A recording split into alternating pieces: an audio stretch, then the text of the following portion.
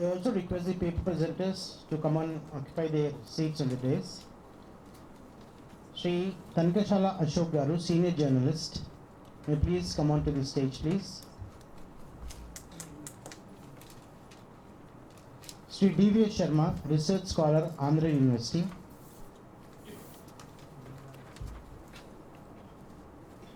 On behalf of Sri N. Venugopal, editor, I call upon stage Dr. N. Rajni to present the paper on his behalf.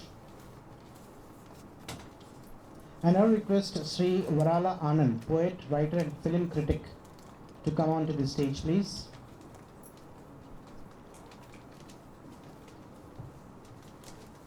Then the research scholars who are to present their papers in this session. Mr. Bhiksha Ketawat, research scholar from Usmania University. Mr. Suresh Janu, journalism student, Dr. BRAOU. Mrs. Madhavi KK, journalism student, Dr. BRAOU. Mrs. S. Shashi Rekha, research scholar, Usmania University. Mrs. Glory Manjula, research associate, grade, Dr. BRAOU. Dr. Udayni, producer, EMRRC, Dr. BRAOU.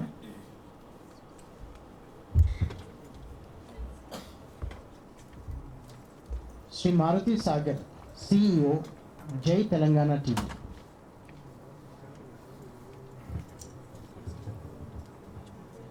I now hand over the proceedings to the chairperson, Professor Srinivas Vaddana. Post Telangana media session స్వాగతం.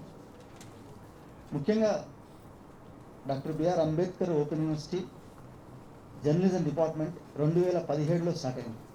2017 నుండి కూడా ఇండియాలో ఏ యూనివర్సిటీలో join కానంత enrolment సంవత్సరానికి పెంచుకుంటూ Ambedkar open university journalism శాఖ దినదిన ప్రవర్ధమానం అవుతుంది. దాంట్లో ఇప్పటివరకు ప్యానల్ డిస్కషన్స్లో చెప్పిన మీడియా లిటరసీ సంబంధించిన కోర్సుతో సహా మేము సాధ్యమైనంత వరకు ప్రజెంట్ మీడియా నీడ్స్ని, పాస్ట్ మీడియా పైన అవగాహనని కలిగించడానికి విద్యార్థుల కోసం ప్రయత్నిస్తున్నాం. అందులో భాగంగా చాలా కోర్స్ని, రిలవెంట్ కోర్సెస్ని మేము రూపొందించాం. ముఖ్యంగా ఒక కోర్సు దగ్గర మాకు చాలా సందేహాలు ఏర్పడ్డాయి. అదేంటంటే మీడియా ఇన్ తెలంగాణ. తెలంగాణ రాష్ట్రం ఏర్పడి ఇన్ని సంవత్సరాల తర్వాత కూడా మన విద్యార్థులకు ఒక మీడియాకు సంబంధించిన ఒక అవగాహన కలిగించడానికి కావాల్సినంత సమాచారాన్ని ఇచ్చే ఒక సబ్జెక్టు ఉండాలనేది లక్ష్యంగా, ఒక ఆబ్జెక్టివ్గా ఈ కోర్సుని రూపొందించాలనుకున్నాం. అప్పుడు మేము నిర్వహించిన అనేక సబ్జెక్ట్ ఎక్స్పర్ట్స్ మీటింగ్ కావచ్చు, వివిధ శాఖల అధిపతులతో మాట్లాడిన విషయం కావచ్చు, ఈ మీడియా సంబంధించిన అనుభవజ్ఞులైన వ్యక్తులతో మాట్లాడినప్పుడు కూడా ఈ సెమినార్ పూర్తిగా media in Telangana past, present, future, గతం, వర్తమానం, భవిష్యత్తు, తెలంగాణలో ప్రసార మాధ్యమాల స్థితిగతులు ఎలా ఉన్నాయనే దాని మీద ఒక కూలంకుషమైన చర్చ జరిగితే బాగుంటుందనేది మా ముందుకు వచ్చిన సవాల్. దాని మీద మా ప్రజెంట్ డైరెక్టర్ అకాడమిక్, అంతకుముందు డీన్గా వ్యవహరించిన ప్రొఫెసర్ గంటా చక్రపాణి గారు, నిజానికి ఈ సెమినార్కి అంతటి కూడా కర్త, కర్మ, క్రియ ప్రొఫెసర్ గంటా చక్రపాణి గారు. ఆయన ఆలోచన నుంచి ఉద్భవించిన ఈ సెమినార్ని నిజానికి చాలా మందితోటి ప్రత్యక్షంగా సత్యరెడ్డి గారు, గంటా చక్రపాణి గారు, మిగతా మిత్రులందరితో కూడా నిరంతరం చర్చల నుంచి వచ్చిన ఒక ఫలమే ఈ సెమినార్. నేను రీసెంట్గా, వాస్తవానికి చాలా రీసెంట్గా ఎంటర్ అయ్యాను ఈ కార్యక్రమానికి. అంటే ఈ కార్యక్రమం మీన్స్ ఈ సెమినార్ పెట్టాలనే ఆలోచన వచ్చిన తర్వాత వచ్చింది. ఆ కార్యక్రమం అంతా పూర్తయింది. చివరి దశలో నేను ఆ డీన్షిప్ తీసుకోవడం వల్ల అనివార్యంగా నేను కూడా ఇందులో భాగం కావాల్సి వచ్చింది. అయితే జర్నలిజం స్టూడెంట్గా నాకున్న ఆసక్తి మేరకు ఈ సెమినార్ జరుగుతున్న ఫస్ట్ నుంచి కూడా కోఆర్డినేషన్ కమిటీ మెంబర్గా ఉండడం వల్ల ప్రతిదీ కూడా ఈ ఈ తెలంగాణకు సంబంధించిన చరిత్ర, గతం, వర్తమానం, ప్రస్తుతం అన్నిటి మీద మీ చర్చల్లో పాల్గొంచుకునే అవకాశం ఏర్పడింది. ఇక ఈ 2 రోజుల సెషన్స్ ద్వారా వచ్చిన అవుట్పుట్ అంతా కూడా కలిపి మేము కోర్స్ డెవలప్మెంట్కు కావాల్సిన ఆబ్జెక్టివ్స్ని ఫ్రేమ్ చేసుకొని దానికి సిలబస్ రూపకల్పన కూడా చేసుకోవడానికి ప్రయత్నం చేయడం జరుగుతుంది. ఇక ఈ సెషన్ గురించి పోస్ట్ తెలంగాణ మీడియా గురించి మాట్లాడాలని వస్తే, పోస్ట్ తెలంగాణ మీడియా దాదాపు ఒక 50 సంవత్సరాల చరిత్రను మనం పరిశీలిస్తే, నిన్నటి నుంచి మనం పర్షియన్ పేపర్లు స్టార్ట్ అయిన దగ్గర నుంచి 1860 నుంచి మనం డిస్కస్ చేస్తున్నాం. తెలంగాణలో పేపర్లు ఎప్పుడు స్టార్ట్ అయినాయి, అసలు సేద్య చంద్రిక అనే పేపర్ ఎప్పుడు వచ్చింది, గోల్కొండ పత్రిక ఎందుకు వచ్చింది, మీజాన్ ఎందుకు వచ్చింది, రయ్యత్ పత్రిక ఎందుకు వచ్చింది, మందుమూల నరసింహరావు ఎవరు, ఈ మీజాన్ అడవి బాపురాజు మచిలీపట్నం ఎందుకు తీసుకొచ్చారు, దీనికి సంబంధించిన విస్తృతమైన చర్చలు దీంట్లో ఈ సదస్సులో విజయవంతంగా కొనసాగుతూనే ఉన్నాయి. అయితే ముఖ్యంగా ఈ మీడియాకు సంబంధించిన డిస్కషన్స్లో ఎక్కువ మంది పాస్ట్ గురించే మాట్లాడారా, ప్రజెంట్ మూమెంట్ గురించి ఎక్కువ మాట్లాడలేదా అనేది నిన్నటి వరకున్న సందేహం. ఆ సందేహం ఈ సెషన్ ద్వారా తీరుతుంది అనుకుంటున్నాం. ఎందుకంటే ఇది పోస్ట్ తెలంగాణ సెషన్. వాస్తవానికి ప్రింట్ మీడియా గత 150-100 సంవత్సరాల నుంచి విస్తృతంగా ఉన్న ప్రింట్ మీడియాకు ఒక 20 సంవత్సరాల నుంచి ముఖ్యంగా నూతన ఆర్థిక సంస్కరణల తర్వాత వచ్చిన టెక్నాలజీ డెవలప్మెంట్ తర్వాత, సాంకేతికంగా వచ్చిన అభివృద్ధి తర్వాత వచ్చిన పరిణామాలు చాలా విస్తృతమైన మార్పులకు మీడియాను లోన్ చేసినాయి. మనం ఇన్ని శాటిలైట్ ఛానల్నే ఊహించలేదు. మేము 94లో వార్త అనే పత్రికలో జాయిన్ అయినప్పుడు మాకు క్వార్క్ ఎక్స్ప్రెస్ అని ఒక టెక్నాలజీని పరిచయం చేశారు. అప్పుడున్న మా ఎడిటర్ గారు ఏబీకే ప్రసాద్ గారు. క్వార్క్ ఎక్స్ప్రెస్లో మీరు పనిచేయాలి, అంతకుముందులాగా పేజ్ మేకర్లో కాదు, అంతకుముందులాగా మీరు ఏమీ చేయొద్దు, ఇది క్వార్క్ ఎక్స్ప్రెస్ అనేది లేటెస్ట్ టెక్నాలజీ. దానికే మేము చాలా వండర్ అయ్యాం. మొత్తం జర్నలిస్టులలో మేమే ముందున్నాం. వార్త బ్యాచ్గా మాకు వచ్చినంత పరిజ్ఞానం, అసలు సాంకేతిక పరిజ్ఞానం ఈ తెలుగు జర్నలిజంలో ఎవరికి లేదు అని మేము చాలా సంతోషపడ్డాం. 1 year పాటు మేము క్వార్క్ ఎక్స్ప్రెస్, డిటిపి దానికి సంబంధించిన విషయాల మీద చాలా ఒక మంచి ట్రైనింగ్ పొందడానికి అవకాశం ఏర్పడింది. అంటే నేను చెప్పేది ఏంటంటే, ఇక్కడ టెక్నాలజీని చిన్న స్థాయిలో స్టార్ట్ చేసిన క్వార్క్ ఎక్స్ప్రెస్ నుండి ఈరోజు ఇప్పటివరకు ప్యానల్ డిస్కషన్లో చేసిన దిలీప్ గారు, సుధాకర్ రెడ్డి గారు, రాకేష్ గారు, శైలేష్ గారు, మేడం గారు, ఇంత ఎక్కడికి వచ్చింది మనం, అసలు ఫేక్ న్యూస్ అనేది తయారవుతుంది ఎట్లా, మిస్ఇన్ఫర్మేషన్ ఎట్లా పోతుంది, మనకు ఊహించాం. మనం ఒక మునుగోడు నియోజకవర్గంలో పోటీ చేసి గెలుస్తాడు అనుకున్న వ్యక్తి ఒక్కరోజు ముందు ప్రెస్ కాన్ఫరెన్స్లో నేను ఓడిపోతానని చెప్పే పరిస్థితి ఉంటుందా? అసలు మామూలుగా ఎవరికైనా చిన్న 10th క్లాస్ చదువుకున్న విద్యార్థికి తెలుసు, చిన్న చదువుకున్న విద్యార్థికి కూడా తెలుసు. అటువంటి పరిస్థితిలో అంతటి భయంకరమైన వార్తలు మనం రోజు ప్రత్యక్షంగా అనుభవిస్తున్నాం. ఇక ఈ ప్రజెంట్ కాంటెస్ట్లో ఈ పోస్ట్ తెలంగాణ అంటే తెలంగాణ ఏర్పడిన తర్వాత మీడియాలో వచ్చిన మార్పులు, స్థితిగతులు మనం విస్తృతంగా చర్చిద్దాం ఈ సెషన్ ద్వారా. ముఖ్యంగా నాకు చాలా సంతోషకరమైన విషయం ఏంటంటే, 2 గురువులు ఉన్నారు ఇక్కడ నాకు.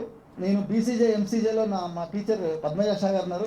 వారు కీనోట్ స్పీకర్గా ఉండడం, నేను చేయడం నా అదృష్టం అని అనుకుంటున్నా. ఇంకా టంకశాల అశోక్ గారు వార్తలో సార్ ఎడిటర్గా ఉన్నప్పుడు నేను అందులో సబ్ ఎడిటర్గా, స్టాఫ్ రిపోర్టర్గా పనిచేశాను. ఇద్దరిని కూడా ప్రత్యక్షంగా వారి దగ్గర ఉండి పనిచేసి నేర్చుకున్న చాలా అంశాలు నా జీవితంలో చాలా సందర్భాల్లో ఉపయోగపడ్డాయి. Thank you very much madam, thank you very much sir. ఈ సందర్భం ఇచ్చిన యూనివర్సిటీ కూడా నేను సదా కృతజ్ఞత ఉంటాను. ప్రజెంట్గా ఇప్పుడు మనం సెషన్ స్టార్ట్ చేద్దాం.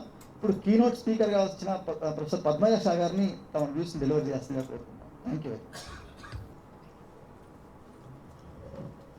Good afternoon to everyone.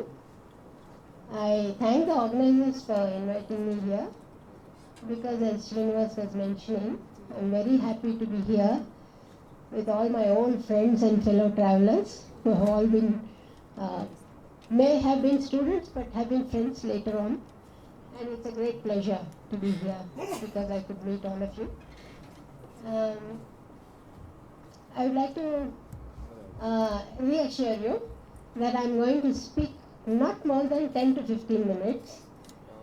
So it's always a good idea for the speaker to forewarn the listener so that they know what is going to come their way. So I thought I would tell you that. Basically, I would like to confine myself to news television industry in Telangana in this particular presentation, because this is something I've been working on over a period of time. Between 2009 and 2014, the industry had come in for a great deal of criticism from media scholars, media watch websites, and the general public for their very negative role during the Telangana movement. We were all witness to it. One of the complaints was that the coastal Andhra capital and the caste power had an unmistakable hegemony over the news industry at that time.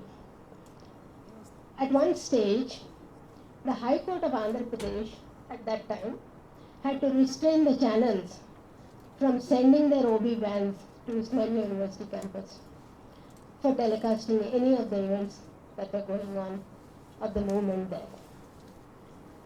While the economics of news media, their ownership, was often a matter of great interest, these issues assumed a great significance in the context of the movement at that time. For the first time, people began to talk about and identify who owns media, where are they from, what social background do they have, was a question that was often asked. In 2014, I studied the role of news television at the time and mapped the nature of its sway over information in the state. In 2014, 17 active news channels were there, 8 cable channels, and 8 more were expected to go operational soon. I'm not sure if they did. 3 of these 17 mainstream channels, satellite channels, were out of state, publicly listed, that is on the stock market channels. Sun TV, Zee TV, and Raj News. They were the publicly listed companies. And the rest, all the local channels, were privately owned family enterprises. There is a big difference in how that works, because to get access to a publicly listed company and its background and what is happening within the company, you can access public information. Whereas, to find out about the privately listed companies, you have to access the MCA, pay them, get the records, and Ministry of Corporate Affairs, and their annual reports that they file, and you have to do a little bit of digging in order to find out about the privately listed companies. A separate statehood movement itself was a movement of organic crisis in the state in the classical Gramscian sense.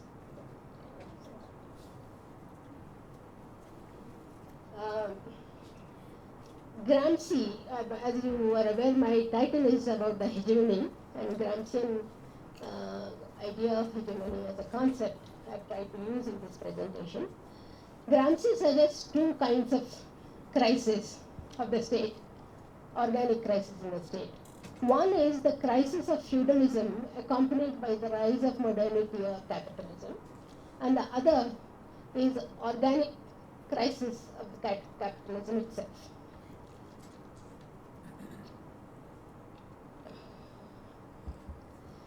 He says the organic crisis may take several decades. It is a historical process. It takes several decades to make itself evident. And they're often rooted in the economic structures at the base. The Telangana movement had a long history of anti-feudal and anti-colonial roots, and had its base in land relations, caste, and feudal exploitation, as we are all aware of the local history. The sudden boom in media industry after 1990s liberalization, and particularly the news industry since the year 2000, aggravated the crisis brewing in the economy. The new players, particularly from the service economy like construction, non-banking finance sector, entered the media market, and primarily to build consensus around the liberalized policies and to shrink the regulatory interventions of the state. Essentially, that's what they were trying to do. Media and other institutions of ideas work on civil society to build consensus on the one hand, and the state uses its coercive apparatus to establish its domination. But in an organic crisis, the political society that Gramsci talks about gets disconnected from civil society, creating a crisis of legitimacy, laying the ground for newer possibilities. The intellectual and civil society play a significant role in this push for change, as we witnessed during the Telangana movement. Gramscian scholars say that social group leading the change must have a political role before it actually gets into power. It has to lead, to lead is a hegemonic role. And when in power, it gets access to instruments of coercion and the legitimacy to dominate. You can legitimately use power to control. This is what happened after the success of the Telangana movement. Now let us look at the media scenario after 2014. Soon after assuming power, the new dispensation, which was a leader establishing its hegemony, political hegemony before it came into power, the new dispensation forgot to lead and began to dominate the media scene with a view to control the narrative and prevent civil society from voicing alternative views or to control the narrative or challenging its authority. Stopping the media from voicing alternative views or challenging its authority. The process began with a ban on 2 television channels, TV9 and ABN Andhra Jyoti, immediately after the swearing in of the new government. That was the first thing that happened, if you remember. Quite a sensational thing that all of us were involved in those debates. There was already a surcharged environment about the role of media owned by Coastal Andhra Capital, exercising its hegemony on news and culture of Telangana. The channels also spared no effort to hold on to their hegemony over civil society. So there was a tug of war between the two kinds of hegemonies that were trying to challenge each other. The new government adopted a variety of strategies to coerce the media into submission and establish a new hegemony on information dissemination. Phone calls to the owners of media, threats openly delivered at press conferences to professional journalists trying to do their job are well enough known for me to repeat here. I wrote a piece based on information I got from Right to Information Act and in 2019 from the INPR department, basically asking the allocation of government advertising to media houses. How is this government allocating advertising revenues to media houses?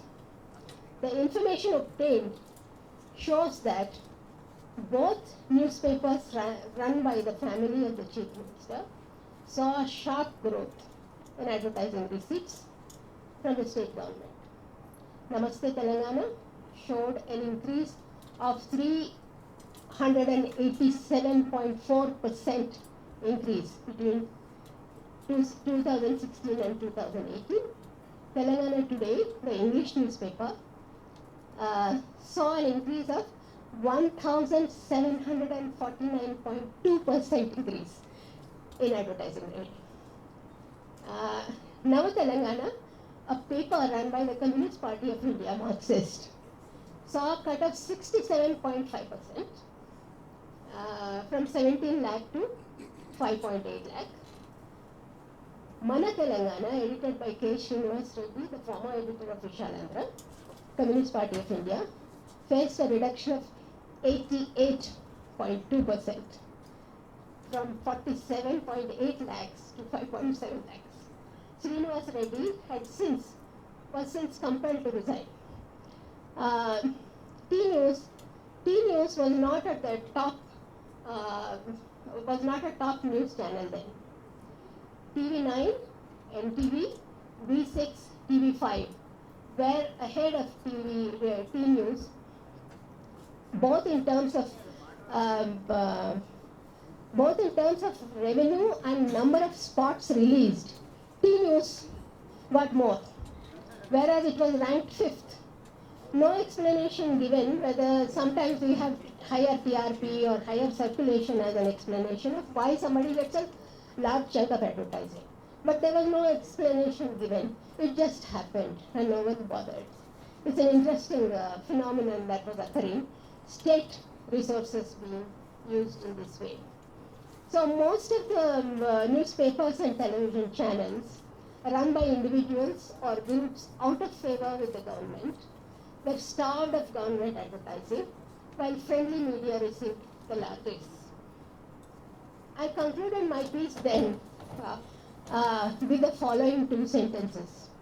I quote, "The most obvious reading is that public money is being transferred to favor enterprises directly connected to one's own family or enterprises with political affiliations." In other words, it's a serious case of conflict of interest, abuse of public trust, and nepotism.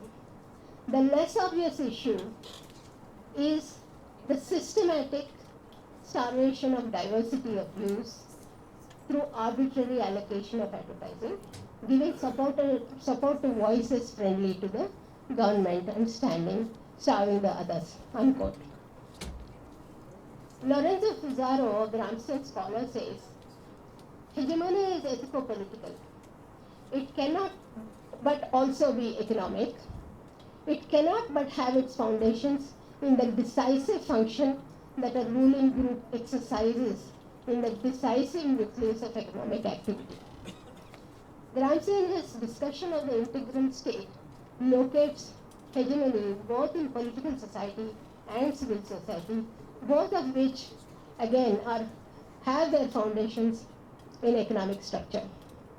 If the integral state is seen as incorporating what is usually called a state and civil society, an important step is to see now where hegemony is located, where is it located.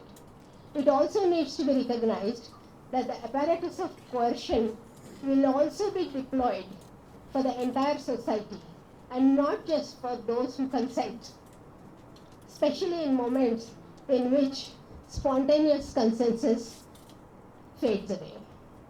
So everybody comes under the coercive tactics, not just those who dissent. In 2014-15, there were 9 channels reporting losses. The profitable ones in 2015, the year after Telangana was formed, TV9, T-News, TV5 and NTV were the profitable ones. In 2021, last year, profitable ones were V6, TV5, TV9 and HMTV. Out of 14 channels, only these 4 registered profits. 6 of the channels that are there on air have not shown profits even a single year since their inception. They have not shown any profits for a very long time. Maha News, 10 TV, Studio N, iNews, Sakshi, CBR News. 4 channels changed hands also. They had to sell off. Maha News, 10 TV, Studio N and TV9, as you all know. And all channels continue to be privately owned and not publicly listed. Before each general election, there is a flurry of activity in the media industry. Before 2009, many new channels came into the market. Before 2014, similar activity of buying, selling, and reconfiguration of the information market. And in 2018 elections, changes in ownership occurred also, whether by distress sale, as in the case of 10 TV, which just had to sell, or a hostile takeover, as in the case of TV9. The media that were dominating the discourse before 2014 have lost their position of dominance. A new network of dominant players has taken charge. This can be seen in the common directors and related parties and companies that these people are listing in their filings with the Ministry of Corporate Affairs. T News, HNTV initially had Divakonda Damodar Rao Garu and Divakonda Sunil Kumar, both as their directors. Then T News, 10 TV and TV9 have My Home, Mega Industries, and NTV earlier had Purutipati Venkata Krishna Reddy, the Mega Industries person, as a director also. So there is a large mesh of interconnectedness and influence structures that are underlying the ownership of media, dominant media players. Once again, it is the construction, infrastructure and non-bank finance capital that is dominating the information market. Here my really point is, we also need to recognize, in the run-up to 2014, a lot of things were said about the caste and regional origins of owners of media. My point is, we also need to recognize that caste and regional origins of the owners are subordinate to the more significant networks of big capital. They are not as important as caste and region, are not as important as the big capital networks. We need to pay more attention to the hegemony of capital that governs and supersedes the influence of other factors. The battle for Telangana may have yielded a political entity called the Telangana state, but the core framework continues to be under the same or similar economic interests. And those interests are also in control of the media narrative.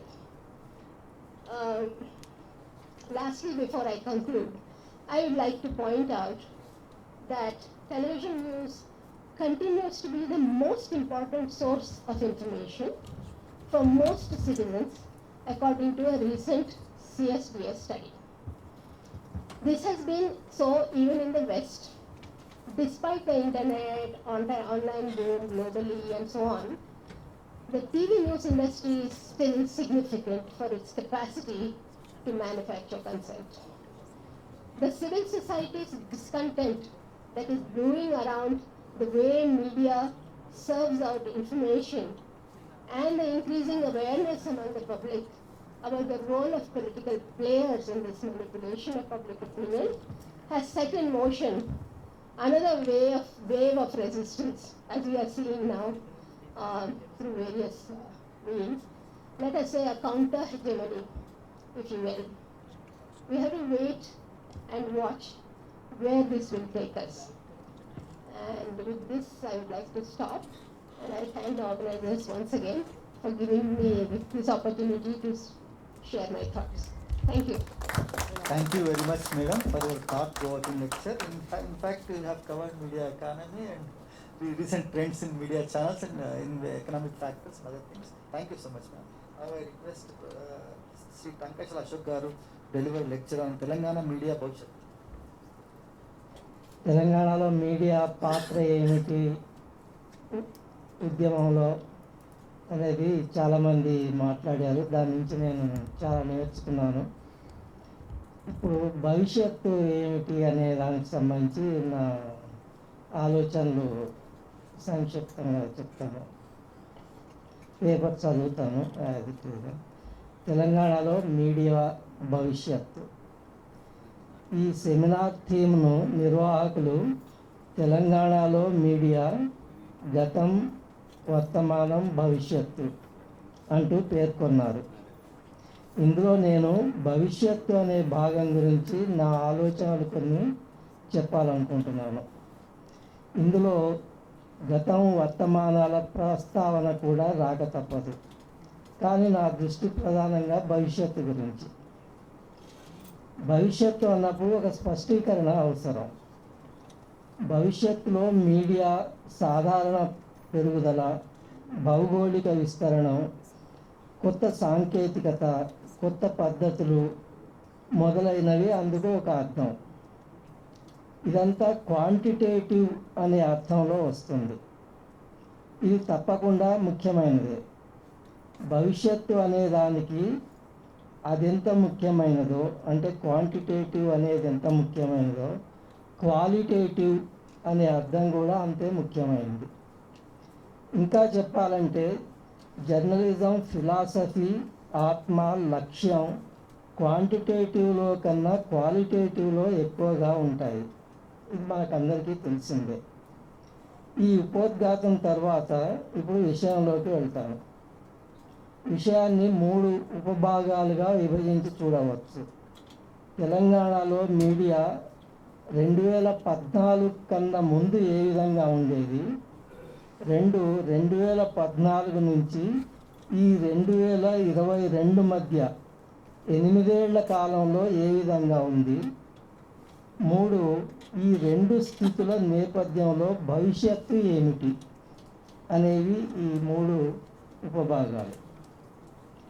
2014 కన్నా ముందు అనటంలో నా ఉద్దేశం 1955-56 నుంచి 2014 మధ్య అని. ఆ కాలంలో తెలంగాణ ప్రయోజనాలకు కట్టుబడి తెలంగాణ సమస్యలను, జరిగిన అన్యాయాలను, ఉద్యమాలను ప్రతిఫలించిన దినవార పత్రికలు వేర్వేరు భాషలలో హైదరాబాద్లో కానీ జిల్లాలలో కానీ అతి తక్కువ. ప్రధాన పత్రికలన్నీ సీమాంధ్ర ప్రాంతం వారివి. అవి తెలంగాణ ప్రయోజనాలకు విరుద్ధంగా వ్యవహరించేవి. ఇదంతా తెలంగాణ ప్రత్యేక రాష్ట్ర ఉద్యమ కాలంలో విస్తృతంగా చర్చకు వచ్చిందే అయినందున నేను ఆ వివరాల్లోకి వెళ్ళాను. ఇప్పుడు విషయంలోకి వెళ్దాము. 2014 కన్నా ముందు ఉద్యమ కాలంలో సీమాంధ్ర మీడియాది పూర్తి ఆధిపత్యంగా ఉండేది. ఒకప్పటితో పోల్చితే తెలంగాణలో సర్క్యులేషన్ మార్కెట్, వ్యాపార ప్రకటనల మార్కెట్ బాగా విస్తరించినందున, దానితో పాటు మీడియాలో తెలంగాణ సిబ్బంది సంఖ్య గణనీయంగా పెరిగినందున ఒకవైపు తెలంగాణ వార్తలు తప్పనిసరి అయి వేస్తుండినప్పటికీ, అంటే ఈ మార్కెట్ బ్యాలెన్స్ ఆఫ్ టెర్రర్ లాగా ఇది మార్కెట్ టెర్రర్ బ్యాలెన్స్ అన్నమాట. అవి వేస్తుండినప్పటికీ తెలంగాణ ప్రయోజనాలకు భంగకరంగానే సీమాంధ్ర యాజమాన్యాలు వ్యవహరిస్తుండేవి. తెలంగాణ సిబ్బంది ప్రయోజనాలకు కూడా అవి పలు విధాలుగా హానికరంగానే ఉండేవి. ఇటువంటి పరిస్థితుల గురించి తెలంగాణ మీడియా సిబ్బంది ఆందోళన చెందుతూ తమలో తాము మాట్లాడుకునేవారు. ప్రత్యేక రాష్ట్రం ఏర్పడితే ఆ పరిస్థితి మారుతుందని నమ్మేవారు.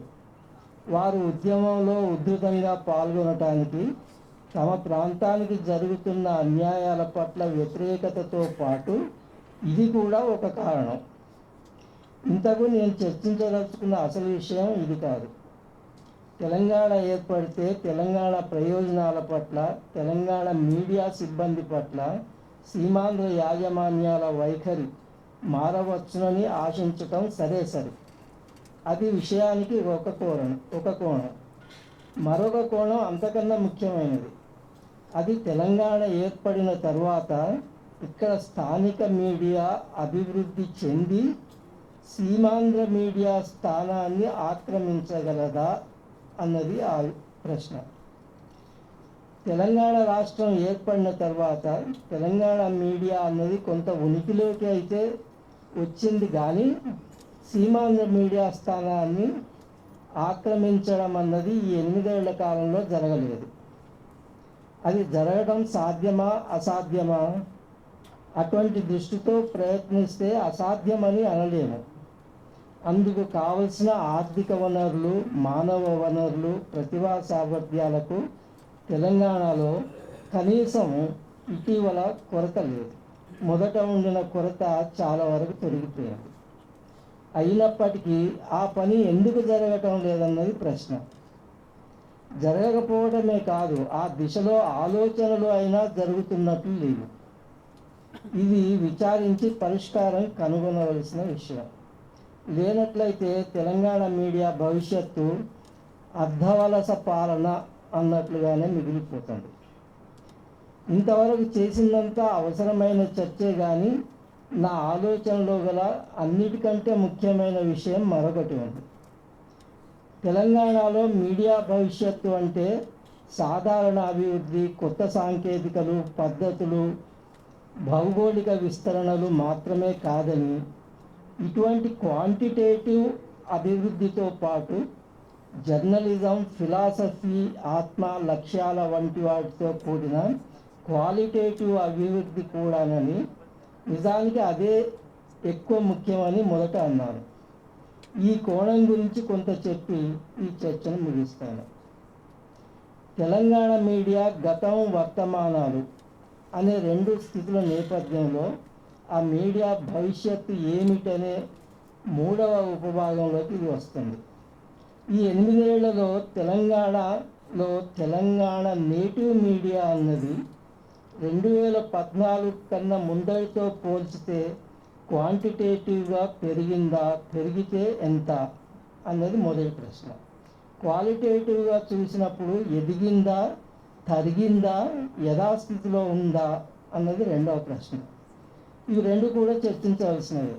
ఎందుకంటే తెలంగాణ నేటివ్ మీడియా తెలంగాణ రాష్ట్రం ఏర్పడిన తర్వాత క్వాంటిటేటివ్గా అయితే కొంత పెరిగింది తప్ప ఆ పెరుగుదల గణనీయంగా ఉంటే కానీ సీమాంధ్ర మీడియా ఆక్రమణ ఆ మేరకు తగ్గుతూ పోదు.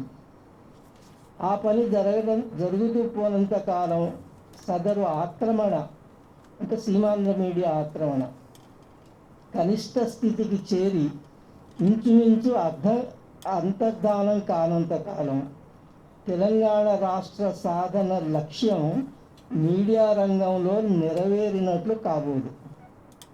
తెలంగాణకు మీడియా డిపెండెన్సీ లేదా మీడియా రంగంలో అర్ధవలస స్థితి కొనసాగుతూనే ఉంటుంది. ఈ 8 ఏళ్లలో పరిస్థితి దాదాపు అదే విధంగా ఉంది.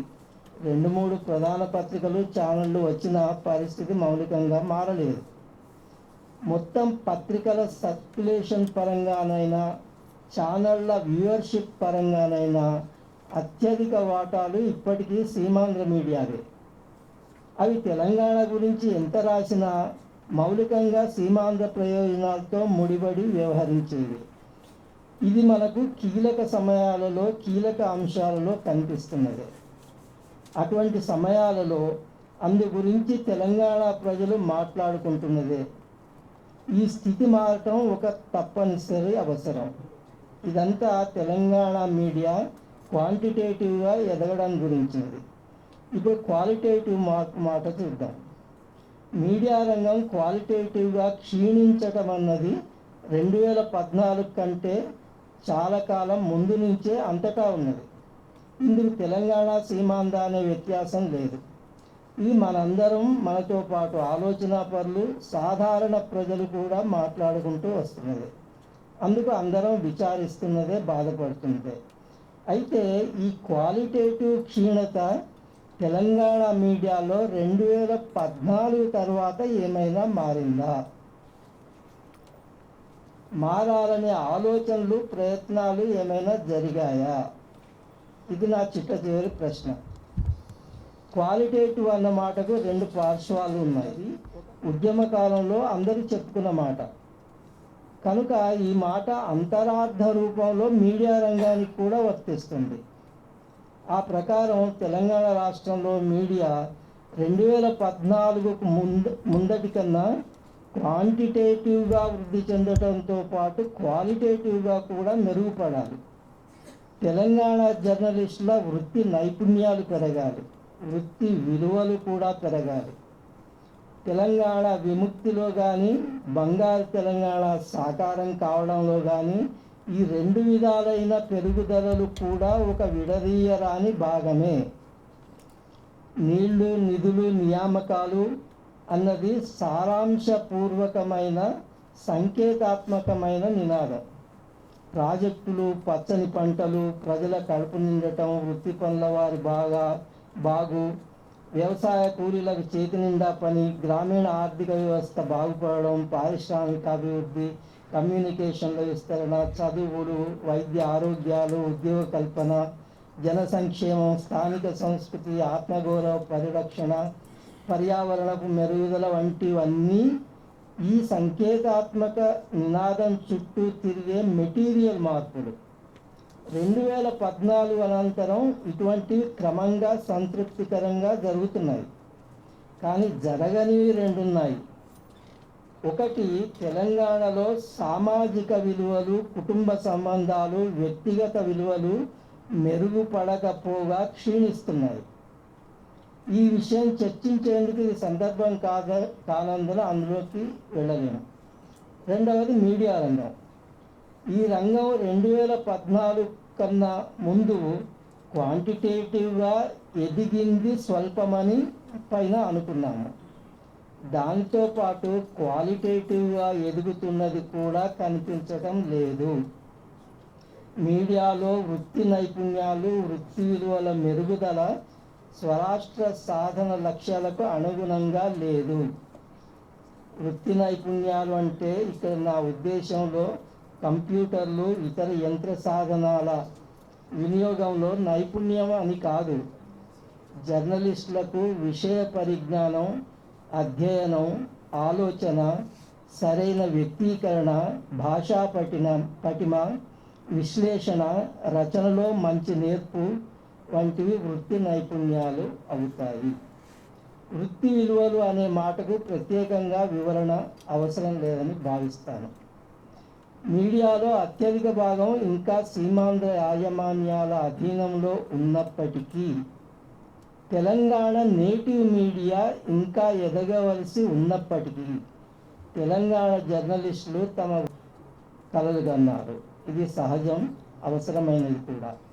కానీ ఆయా వర్గాల ప్రజలు తమ ప్రాంతంతో పాటు తమ నిర్దిష్ట రంగాల గురించి కూడా ఆలోచించి కలలు కన్నట్లు మీడియాకు చెందిన వారు తమ రంగం భవిష్యత్తు గురించి నిర్దిష్టంగా ఆలోచించి చర్చించినట్లు నేనైతే గమనించలేదు. సీమాంధ్ర మీడియా ఆధిపత్యం పోగలదని, తమ జీవితాలు బాగుపడాలని మాత్రం అస్పష్టమైన రీతిలో ఆశలు పెట్టుకున్నట్లున్నారు. అంతకు మించి ఏమైనా జరిగి ఉంటే కనీసం నేనైతే గమనించలేదు.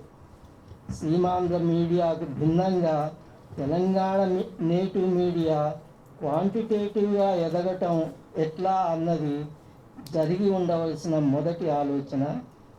డివిఎస్ శర్మ గారు వెండి తెరపై ప్రతిబింబించిన తెలంగాణ సంస్కృతి భావోద్వేగాలు అనే అంశం పైన తన పేపర్ ప్రజెంట్ చేస్తారు. అక్షరం అన్ని ఆభరణాలే, ఆలోచనలన్నీ వెలుగుల స్పర్శే, ప్రజాస్వామ్యానికి 4వ నేత్రంగా స్వేచ్ఛాభావంతో ఉన్న మీడియా రంగ మేధావులు, ఆచార్యులు, పెద్దలు ఉన్న ఈ సభా సరస్వతిలో మాట్లాడే అవకాశం నాకు కల్పించినందుకు కృతజ్ఞతలు తెలియజేస్తూ, వెండితెర భావాల వేదిక. అది అన్ని సంస్కృతుల్ని సజీవంగా దాస్తుంది. వెండితెర ఒక ప్రాంతానికి పరిమితం చేయడం భావ్యం కాదు. అయినా ప్రతి సంస్కృతి భావోద్వేగాలు శాశ్వతంగా నిలవుండేది కళారూపాల్లోనే. అవి ఖచ్చితంగా ప్రజల వద్దకు చేరడంలో గమ్య సాధనాలుగా నిలుస్తాయి. నాగరికత పెరిగినప్పటి నుంచి, జానపద రూపాల నుంచి ఆండ్రాయిడ్ ఫోన్ వరకు కళారూపాల గ్రంథాలుగా ఉన్నాయి. భారతీయ సినిమా ఒక గొప్ప గ్రంథం. అందులో ప్రతి పేజీ ఒక్కొక్క భాష గురించి, సినిమా గురించి మనకు విశదీకరిస్తుంది. పాఠకుల్లో 2 రకాలు ఉంటారు. పుస్తకాన్ని రేఖామాత్రంగా చదివేవారు, పుస్తకాన్ని మనసు గదిలో దాచే విధంగా అక్షరాన్ని అధ్యయనం చేసేవారు. సినిమా ప్రేక్షకులు కూడా ఇలాగే సందర్శించేవారు ఉంటారు. సినిమాని తమ జీవన సంస్కృతికి అన్వయించుకునే కొందరు రచయితలు, దర్శకులు, నటీనటులు, సాంకేతిక నిపుణులు, వీరందరూ సినిమాని తమ ఆత్మ సాహచర్యంగా భావించినప్పుడు అది సుసంపన్నమవుతుంది. ప్రతి సంస్కృతి ఊపిరి పోసుకుంటుంది. వెండి తెరపై తెలంగాణ సంస్కృతి భావోద్వేగాలు దశాబ్ద కాలం నుంచి కనపడుతున్న న్యూ మిలియన్ నుంచి తెలుగు సినిమా దిశ మారింది. దాదాపు 4 దశాబ్దాల పాటు ప్రవహించిన పాత నీరు స్థానంలో కొత్త నీరు చేరింది. కొత్త నీరు కదిలినప్పుడు కొత్త రుచులు పరిచయం అవుతాయి. సృజన కలిగిన దర్శకుల్లో కొందరు తెలంగాణ ప్రాంతానికి ప్రాతినిధ్యం వహించడం వలన మారుమూల తెలంగాణ ప్రాంత కళాకారులు, రచయితలు, నటీనటులు వెండి తెరకి నవ్యతని ఇచ్చారు. సినిమాల చిత్రీకరణ హైదరాబాద్ నుంచి బాన్స్వాడ వంటి గ్రామాలకు చేరింది. సింగరేణి గనుల్ని, మంజీరా ప్రాజెక్టుల్ని, పోచంపాడు ప్రాజెక్టుల్ని, సిరిసిల్ల చేనేత చీరల్ని, వికారాబాద్ వనాలని కెమెరా సందర్శించి తనలో భాగంగా చేసి భావోద్వేగాలని ప్రేక్షకులకు పంచింది. వెండి తెరపై తెలంగాణ సాహితీ వైభవం. తెలుగు సినిమా వికాసం జరిగినప్పటి నుంచి వెండి తెరపై తెలంగాణ సాహితీ ప్రతిభ కనపడింది. నాటి సినారే నుంచి నేటి యువ రచయిత, గేయ రచయిత శ్రీమణి వరకు గేయ సాహిత్యంలో తెలంగాణ సాహిత్యం పరిమళించింది. ప్రతిభ అనేది ప్రపంచానికి పరిచయం అయినప్పుడు వారి స్థానికత గురించి ప్రస్తావించాలి. వారి భావోద్వేగాలని ప్రభావితం చేసిన పరిస్థితులని అధ్యయనం చేయాలి. 1960 నుంచి 2022 వరకు తెలుగు సినిమా పాటల చరిత్రలో తెలంగాణ కవుల రచన భావోద్వేగాలు తెరపై పండాయి. కేశవదాస్, దాశరథి, నారాయణ రెడ్డి నుంచి నిన్నటి చంద్రబోసు, శ్రీమణి వరకు సాహితీ సంపదను ప్రపంచమంతా కీర్తించే విధంగా స్పర్శించారు. చంద్రబోస్ అనగానే ఒక అక్షర వెన్నెల స్పర్శ. తాజ్మహల్ చిత్రం నుంచి పుష్ప వరకు అన్ని పాటలు అనుభూతి కావ్యంగా అనిపిస్తాయి. ఆయన పాటల్లో తెలుగు భాష తీయదనం, కుర్రకారి జ్ఞాపకాలు, అమ్మ ప్రేమ, శ్రీవల్లి అనురాగాలు ఇవన్నీ అక్షరాల్లో మెరిశాయి. తెలంగాణ కవి అయినప్పటికీ ప్రపంచమంతా ఆయన భావాలని ఆత్మీయంగా, అనురాగంగా స్వీకరిస్తుంది. రచనకు ఎలాంటి పరిమితులు ఉండవని, ప్రాంతీయత అనేది ఉండదని, ఒక కలం భావం అక్షరాల్లో కనపడినప్పుడు భాష పరిచయం కలిగిన వారు అందరూ ఆదరిస్తారు. ఉద్వేగం అనేది ఊపిరి పోసుకున్నప్పుడు, సాహిత్యం స్పర్శనందించినప్పుడు అది ఖచ్చితంగా ప్రజల హృదయాల్లో శాశ్వతంగా నిలుస్తుంది. సినారే గారి కలంలో భావమైన, శ్రీమణి గారి పాటల్లో కొత్త భావాల కిటికీ తెరిచిన అక్షరమైన మనసుని స్పందింపజేస్తుంది. తెలంగాణ కవులు కలం నుంచి జాలువారిన భావోద్వేగాలు హృదయాన్ని స్పందింపజేసి తెలంగాణ సాహితీ ప్రతిభని విశ్వజనీనం చేశాయి. వెండి తెరపై తెలంగాణ సంస్కృతిని ప్రతిబింబించిన తెలంగాణ సినిమా భావోద్వేగాలకి చిరునామాగా ఉంది. దర్శకులు, కథకులు, సంభాషణ రచయితలు తమ మనసులో దాచిన భావోద్వేగాలని కథాకథనాలను ప్రదర్శిస్తారు. సినిమా అంటే విశ్వజనీయమైన భాష. సినిమా పరంగా తెలంగాణ సినిమా, సీమాంధ్ర సినిమా అని వర్గీకరించినప్పటికీ తాజాగా వస్తున్న సినిమాల్లో తెలంగాణ ప్రాంతానికి చెందిన దర్శకులు తమ ప్రాంత సంస్కృతిని, భావోద్వేగాలని తమ చిత్రాల్లో అందించారు. మొట్టమొదట కోట శ్రీనివాసరావు గారి ప్రతిఘటన సినిమాలో కోట శ్రీనివాసరావు గారి సంభాషణలన్నీ తెలంగాణ మాండలికంలో వినపడ్డాయి. విచిత్రంగా రచయిత, దర్శకులు, నిర్మాత అందరూ ఆంధ్ర ప్రాంతానికి చెందినవారే. అయినా వీరందరూ తెలంగాణ భాషని గౌరవించారు. ఇటీవల కాలంలో తెలంగాణ భాష ప్రజల వద్దకు చేరైంది. ఫిదా చిత్రంలో అన్ని పాత్రలు తెలంగాణ మాండలికంలో సంభాషిస్తాయి. ఇవన్నీ అచ్చ తెలంగాణలో ప్రసంగిస్తాయి. లేత మొక్కజొన్న పొత్తుల రుచుల తీయదనాన్ని పంచింది. పాటలు కూడా తెలంగాణ భాషని ప్రపంచానికి చేర్చాయి. భాష భావాల సిరి శేఖర్ కమ్ముల, సాయి పల్ల వంటి నటిని తెలంగాణ భాషను సాధన ద్వారా అభ్యసించి ప్రశంసలు పొందారు. లవ్ స్టోరీ చిత్రంలో సారంగదర్యా లాంటి పాటలు తెలంగాణ సాహిత్యాన్ని తెరపై రచయితల భావకత ద్వారా అందించారు. ఇక పర్యాటక ప్రాంతంగా తెలంగాణ సంస్కృతిని వెండితెర మనకు పరిచయం చేసింది. అప్పుడే ఎన్టీ రామారావు గారి హయాంలో నిర్మించిన ట్యాంక్ బండు, దుర్గం చెరువు, Golconda port, Madhapur, Jubilee hills, Banjara hills ఇవన్నీ సినిమా దృశ్యాలకి దారి చూపాయి. అక్కడ పర్యాటక సంస్కృతికి అందరికీ అవగాహన అయింది. ఇవే కాకుండా వికారాబాద్ అడవులు, జలకళను సంతరించుకున్న శ్రీరామ్ సాగర్, పోచంపాడు ప్రాజెక్టులు ఇవన్నీ వెండితెర కెమెరాకి పరిచయం చేసింది. దాదాపు 5-6 సంవత్సరాల కిందట విడుదలైన శ్రీమంతుడు, బాహుబలి చిత్రాలు పాన్ ఇండియా చిత్రాలుగా మారాయి. ప్రాంతీయతకు ఆస్కారం లేకుండా మన తెలుగు సినిమా పాన్ ఇండియాగా మారింది. సినీ పరిశ్రమ మినీ విశ్వవిద్యాలయం లాంటిది. విశ్వవిద్యాలయంలో విభిన్న ప్రాంతాల వారు అధ్యయనం చేస్తారు. అయినప్పటికీ తెలంగాణ సంస్కృతి, తెలంగాణ ప్రతిభని, తెలంగాణ ప్రతిభా పాఠవాల్ని మొత్తం అందరూ కూడా గౌరవిస్తున్నారు. భావోద్వేగాలు గల సినిమాలు పుష్ప, శ్యామ్ సింగ్ రాయ్, అఖండ లాంటి సినిమాలని మొత్తం యావత్ తెలుగు జాతి ఆ భావోద్వేగాలని గౌరవిస్తోంది. తెలంగాణ సూచనలు ఏంటంటే తెలంగాణ నేపథ్యం గల చిత్రాలకి ప్రోత్సాహం ఇవ్వాలి. రవీంద్ర భారతి, త్యాగరాయ గాన సభలు వంటి వాటిని ప్రతి చోట ఏర్పాటు చేయాలి. విశ్వవిద్యాలయాల్లో సినిమా అధ్యయన కోర్సుల్ని పెంచాలి. తెలంగాణ సంస్కృతికి దోహదపడే విధంగా డాక్యుమెంటరీలు నిర్మించాలి. సినిమాలు నిర్మించాలని ఆశపడే తెలంగాణ పౌరులకి, ప్రవాస తెలంగాణ పౌరులకు ఆర్థిక సహాయం అందించాలి. తెలంగాణ సినిమాలు, సంస్కృతి, భావోద్వేగాలపై పరిశోధన చేసేవారిని విశ్వవిద్యాలయాలు మరింతగా ప్రోత్సహించాలి. ఈ ఆనంద సమయాన్ని అనుభూతిని నా మనసులో ఎప్పటికీ దాచుకుంటానని తెలియజేస్తూ సెలవు తీసుకున్నాను. ధన్యవాదాలండి శర్మ గారు. మీరు సినిమాకి సంబంధించిన భావోద్వేగాలకు సంబంధించిన చాలా అంశాలను దాన్ని టచ్ చేశారు. అయితే ముఖ్యంగా మా మిత్రులకు చర్చకు పెట్టే సమయం ఇస్తే తప్పకుండా దీని మీద పెద్ద చర్చ జరిగేది.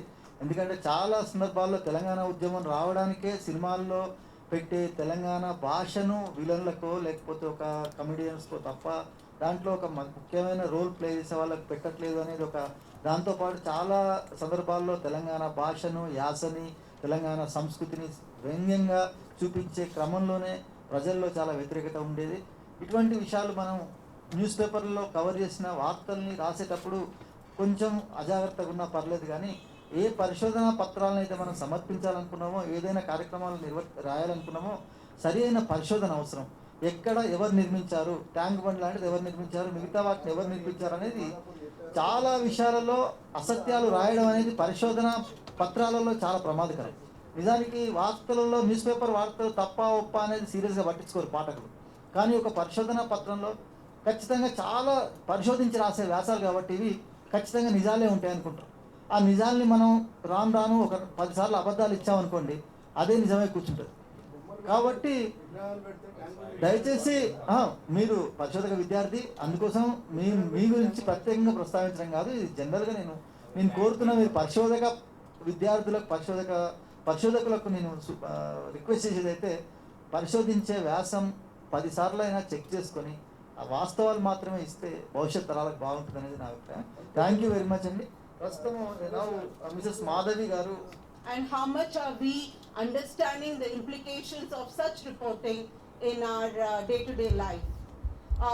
Overview is more in terms of how powerful digital marketing is, a mass marketing tool that need not be said in more detail here. Everyone here well understands the impact of digital media, especially now when it is easily accessible to both the young and the not so young.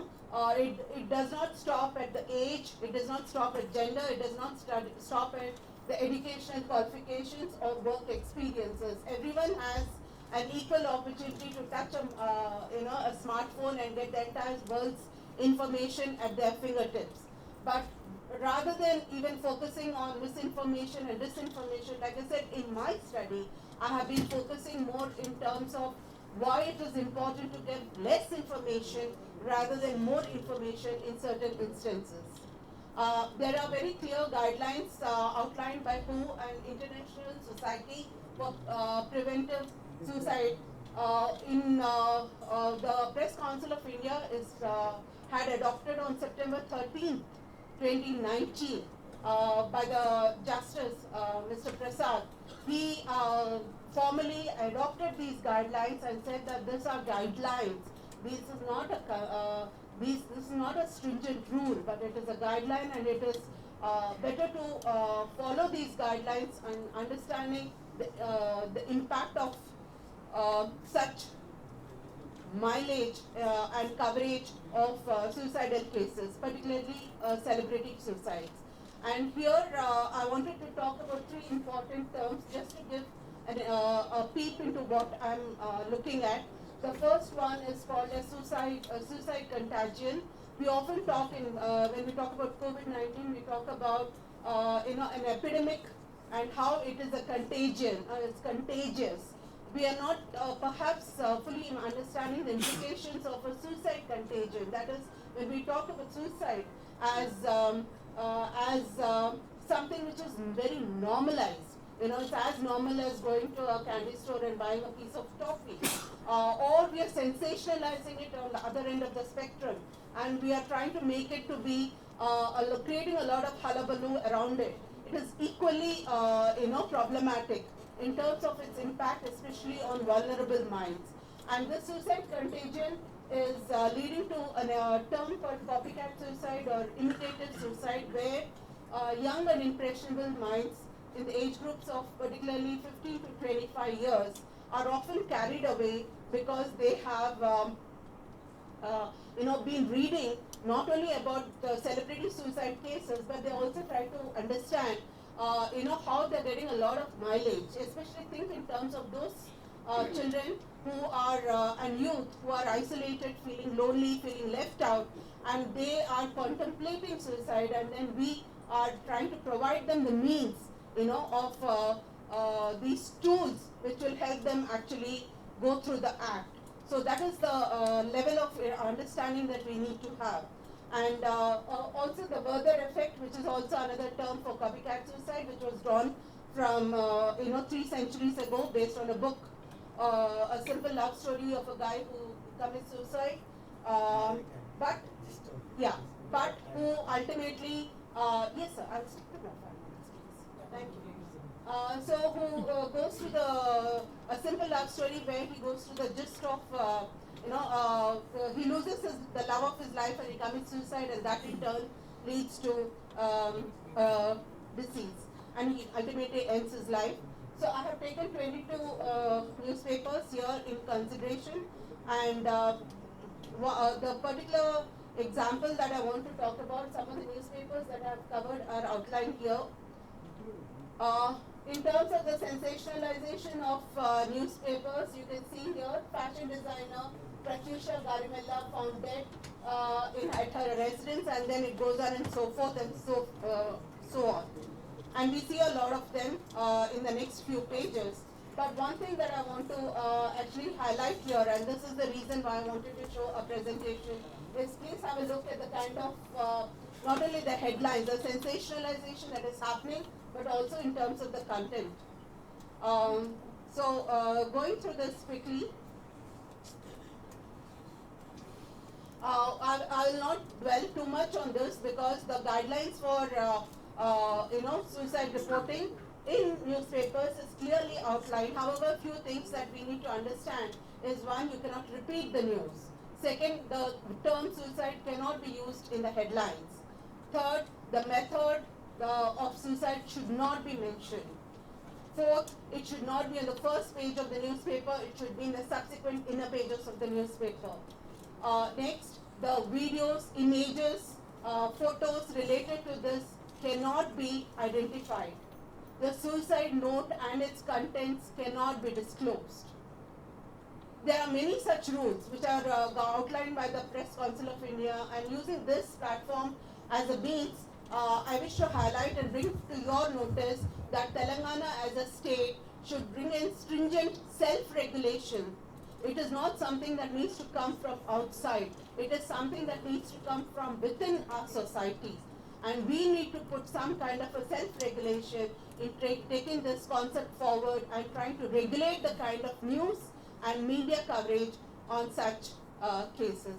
Thank you so much for the opportunity. Thank you, Madhavi. Very nice presentation. Now, Maruti Sagar is going to present his views on journalist welfare in Telangana state. Telangana రాష్ట్రంలో జర్నలిస్టుల సంక్షేమం నేను ఇప్పుడు present చేసేటటువంటి paper ఏదైతే ఉందో, ఈ అవకాశాన్ని నాకు కల్పించినటువంటి మా గురువర్యులు అల్లనారాయణ గారికి, అదేవిధంగా గంట చక్రపాణి గారికి ప్రత్యేకంగా నేను ఈ వేదిక ద్వారా కృతజ్ఞతలు తెలియజేసుకుంటా ఉన్నాను. అదేవిధంగా మరో గురువారు మురళి సార్ కూడా ఇక్కడ ఉన్నారు, ఆయన ముందర ఈ పేపర్ ప్రజెంట్ చేయడం ఒక గొప్పగా నేను భావిస్తూ ఉన్నాను. మనం కొట్లాడి తెచ్చుకున్నటువంటి ఈ యొక్క తెలంగాణ రాష్ట్రం ఏర్పాటులో నాటి ఉద్యమంలో జర్నలిస్టుల క్రియాశీలక పాత్ర గురించి నిన్న సెమినార్ ప్రారంభ సెషన్లో ముఖ్య అతిథిగా హాజరైన కల్వకుంట్ల తారక రామారావు గారు అనేక మార్లు ప్రస్తావించిన విషయాన్ని నేను మరొకసారి గుర్తు చేస్తూ ఉన్నాను. ఎందుకంటే తెలంగాణ రాష్ట్రం వస్తే ఏమవుతుంది, ఐమాక్స్ని బద్దలు కొట్టి జర్నలిస్టులకు ఇళ్ల స్థలాలు ఇస్తారా అని కొందరు వ్యంగ్యంగా చేసిన ప్రశ్నలకు జవాబు వచ్చిందా లేదా అని చెప్పడంతో పాటు ఈ 8 ఏళ్ల కాలంలో తెలంగాణ రాష్ట్రంలో జరిగిన జర్నలిస్టుల సంక్షేమం గురించి ఈ వేదిక ద్వారా మీతో పలు విషయాలు పంచుకోదలిచాను. తెలంగాణ అస్తిత్వం కోసం, రెండవ శ్రేణి పౌరులుగా జీవించే దుస్థితిని దూరం చేసుకోవడం కోసం, ఆత్మగౌరవంతో బతకాలని తపనతో అనుకుంటా బహుశా ప్రపంచంలో ఎక్కడ చేయని విధంగా స్వరాష్ట్రకాంక్ష కోసం జర్నలిస్టులు దశాబ్ద కాలానికి పైగా ఇక్కడ పోరాటం చేశారు. గల్లీలోనే కాదు, ఒక ప్రత్యేక రైల్లో దేశ రాజధాని నడిపొడ్డున ఔరేక్ దక్క తెలంగాణ పక్క అంటూ నినదించారు. 14 ఏళ్ల ఉద్యమ ప్రస్థానంలో అనేక సందర్భాల్లో నిర్ణయాత్మక పాత్ర పోషించి జర్నలిస్టులు రాష్ట్రం సిద్ధించే అనంతరం సహజంగానే స్వరాష్ట్రంలో సంక్షేమ ఫలాలు పొందాలనుకోవడం అత్యాశ ఏమీ కాదు. ఉద్యమ నేత, కేసీఆర్ ఈ విషయాన్ని ముందుగానే గుర్తించి తెలంగాణ ఉద్యమంలో భుజం కలిపి ప్రయాణం చేసిన జర్నలిస్టులకు ఎంతో కొంత చేయాలని భావించారు. 2014 జూన్లో తెలంగాణ రాష్ట్రం ఏర్పడితే తెలంగాణ పోరాట యోధుడు కేసీఆర్ తొలి ముఖ్యమంత్రి అయ్యారు. మరో ఉద్యమకారుడైన అల్లం నారాయణకు మీడియా అకాడమీ చైర్మన్గా బాధ్యతలు అప్పగించారు. బాధ్యతలు స్వాగతించిన 6 నెలల కాలానికే తెలంగాణ జర్నలిస్టుల సంక్షేమానికి సంబంధించిన విధి విధాన రూపకల్పన కోసం కేసీఆర్ ఫిబ్రవరి 2015లో ప్రెస్ అకాడమీకి వచ్చారు. దాదాపు 50 మంది జర్నలిస్ట్ ప్రముఖులు సంపాదకులతోన సుదీర్ఘ సమావేశం అనంతరం తెలంగాణ ప్రెస్ అకాడమీకి ఆయన దిశానిర్దేశం చేశారు. జర్నలిస్టులకు 100 కోట్లతో వెల్ఫేర్ ఫండ్ ఏర్పాటు చేస్తున్నట్లు ప్రకటించారు. అక్రిడేషన్లు డెస్క్ జర్నలిస్టులకు కూడా ఇవ్వాలని, అన్ని రకాల జర్నలిస్టులకు ఇవ్వాలని నిర్ణయించారు. అలాగే పైసా చెల్లింపుల విషయంలో ఎలాంటి అది లేకుండా హెల్త్ కార్డులు ప్రకటించారు. తెలంగాణ ప్రెస్ అకాడమీకి ఒకవైపు శిక్షణ, మరోవైపు సంక్షేమం రెండూ ఒకే ఏజెన్సీ ద్వారా నిర్వహించాలని దిశానిర్దేశం చేశారు. ఇదివరకు ఏ ఒక్క ముఖ్యమంత్రి ప్రెస్ అకాడమీ సందర్శించిన దాఖలాలు లేవు. కేసీఆర్ దిశానిర్దేశం మేరకు అప్పటి నుంచి తెలంగాణ ప్రెస్ అకాడమీ ఒకవైపు శిక్షణ, మరోవైపు సంక్షేమం ఇస్తూ పోతాం.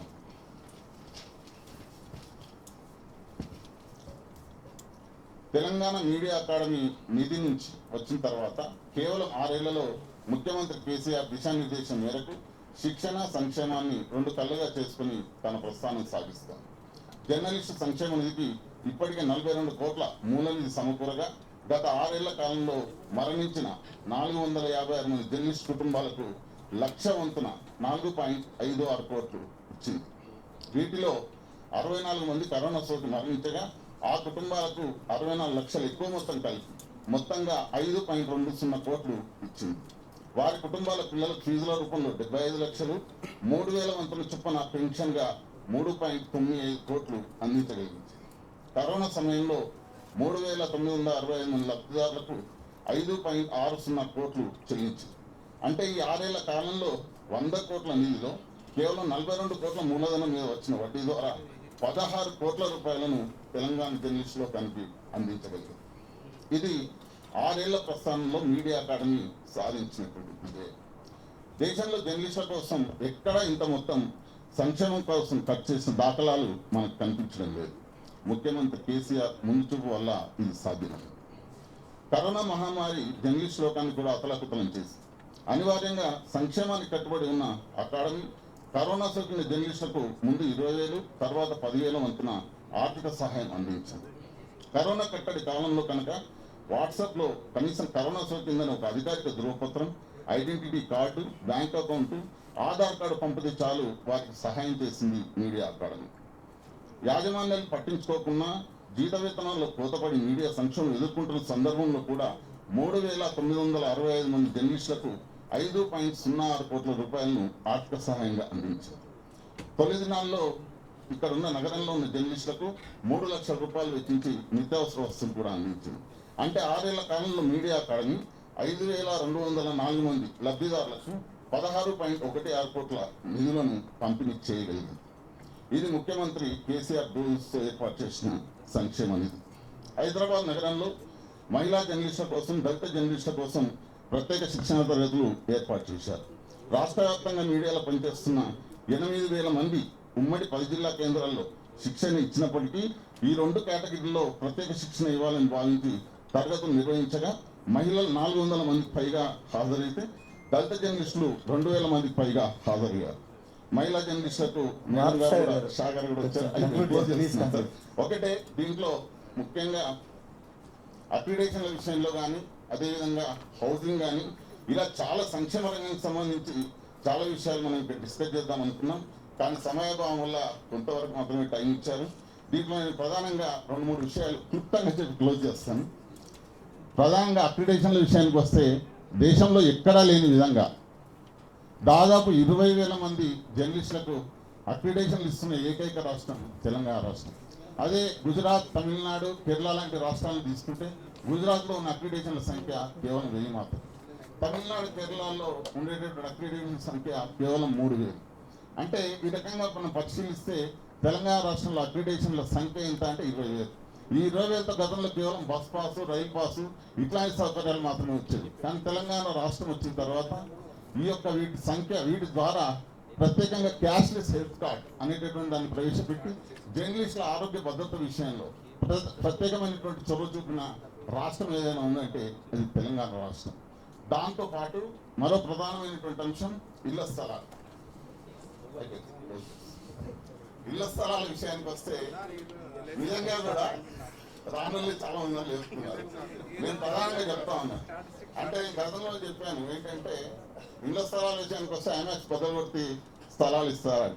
ఐమాక్స్ అయితే బద్దలు కొట్టలేదు, కానీ మొన్న మధ్య ఒక 14 ఏళ్ల కాలంగా సుదీర్ఘ కాలంగా పెండింగ్లో ఉన్న ఒక సమస్యకు మోక్షం లభించింది. ఎంత కదన్నా కూడా తెలంగాణ రాష్ట్రంలో ఒక 70 ఎకరాల స్థలంలో రేపు పొద్దుగాల 2 అందమైన కాలనీలు బాగున్నాయి. మీరు నాకు తెలుసు, ఎందుకంటే సంక్షేమ విషయాల్లో మొత్తం మన దరికి చేరినా కూడా ఇంకా ఎంతో కొంత కావాలని జర్నలిస్టులు కోరుకోవడం సహజమే. నేను ఆ విషయంలోనే క్లుప్తంగా చెప్తా ఉన్నాను. ఇది ఖచ్చితంగా జరిగినటువంటి విషయాన్ని నేను మాట్లాడుతూ ఉన్నా. ఎందుకంటే మా దగ్గర 332 సర్వే నెంబర్ నిజాంపేట, అదేవిధంగా 25 సర్వే నెంబర్ పేరు బచ్చిరాబాద్. ఈ 2 చోట్ల కూడా దాదాపు 70 ఎకరాల స్థలాన్ని ఆల్రెడీ గవర్నమెంట్ కేటాయించి జేఎన్యూ సొసైటీకి అప్పగించినటువంటి దాఖలాలు ఉన్నాయి. దీంతో పాటు సిరిసిల్లలో చూసుకుంటే ఆల్రెడీ కేటీఆర్ గారు, అదేవిధంగా హరీష్ రావు గారు, మన మంత్రి శ్రీనివాస్ గౌడ్ గారు మామనార్లు 104 మందికి, ఈ రకంగా చెప్పుకుంటూ పోతే అనేక ప్రాంతాల్లో ఇప్పటికే సొంతింటి కళ అనేటటువంటి విషయంలో సహకారం చేసే దిశగా జరిగింది. దీంతో పాటు ఇంకా అనేక సంక్షేమ మేము ఈ పేపర్ మొత్తాన్ని కూడా మేము మా ఎడిటోరియల్ కమిటీ డిసైడ్ చేస్తుంది ఎంతవరకు పబ్లిష్ చేయాలనేది కూడా పూర్తిగా సమాచారం అందరికీ అందిస్తాం సార్. Thank you. తప్పనిసరిగా ఇందులో ఉండేటటువంటి అంశాలు ఏవైతే ఉన్నాయో వీటన్నిటిని కూడా మేము పరిశోధన చేసి తీసుకున్నాయి. వేరే ఖచ్చితంగా మేము పుస్తకాన్ని ప్రచురిస్తున్నామండి. తప్పకుండా ఈ అవకాశం ఇచ్చేందుకు మరొకసారి ప్రత్యేకంగా ధన్యవాదాలు తెలియజేస్తున్నాను. ఉదయని డాక్టర్ ఉదయని గారు from Ambedkar Open University. Madam, you don't have much time. Please stand your time.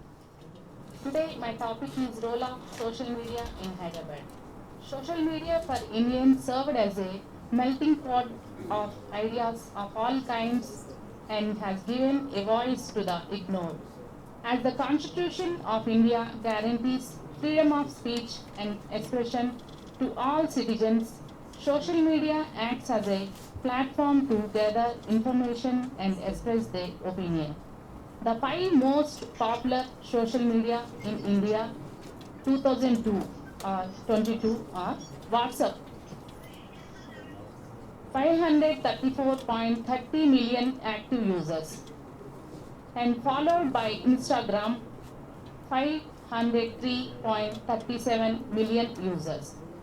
Facebook users are 491.53 millions, and Telegram 374.40 million users. Facebook Messenger 324.31 million users. The Global Statistics published a report on India social media statistics reveals that the Indian population has taken social media like duck to water. Indians on an average spend about 2.5 hours on social media daily. In India, the number of social media users have been growing in 2022 a steady rate of 467 million due to deep penetration of internet connectivity to growth of 658 millions, which is roughly 47% of total population in India. Now social media has become one of the most essential part of daily internet usage in India. Latest social media trends in 2022 are metaverse, influencer marketing and LinkedIn. I don't want to explain all these things. Thank you, madam. Thank you very much. One All the paper, madam. Because your paper will be published in our proceedings, madam. Don't worry about that. conclusion, sir. Conclude. I will conclude it.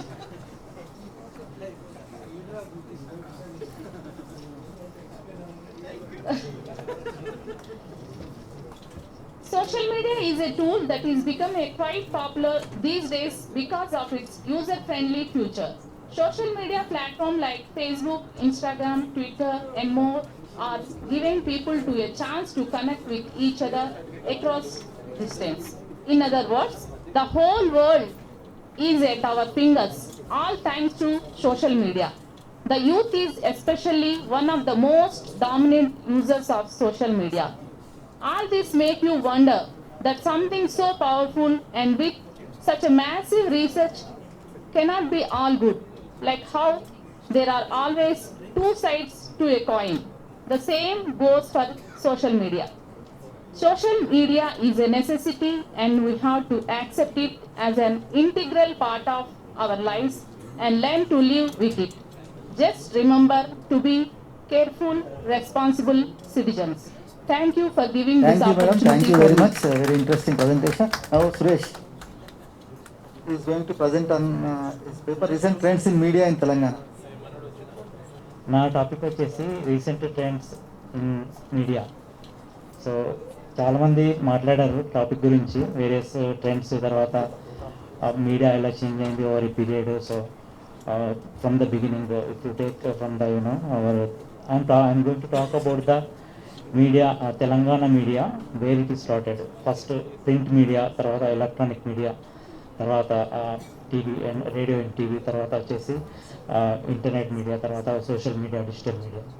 So I will just don't go detail about that, but just I will give the wear it is started for every trend media, where it is started. So the trend, as we know in the history, first literature started by Nannaya Bhattu in Mahabharata epic in the 11th century.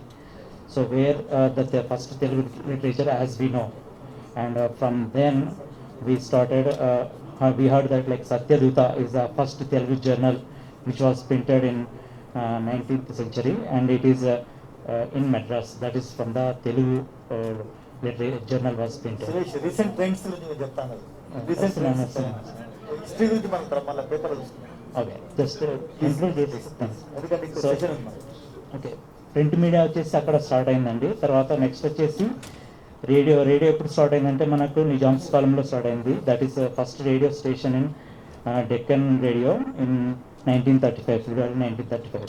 So that was the trend which was changed from the print media to the electronic media, the first broadcasting in the Telangana.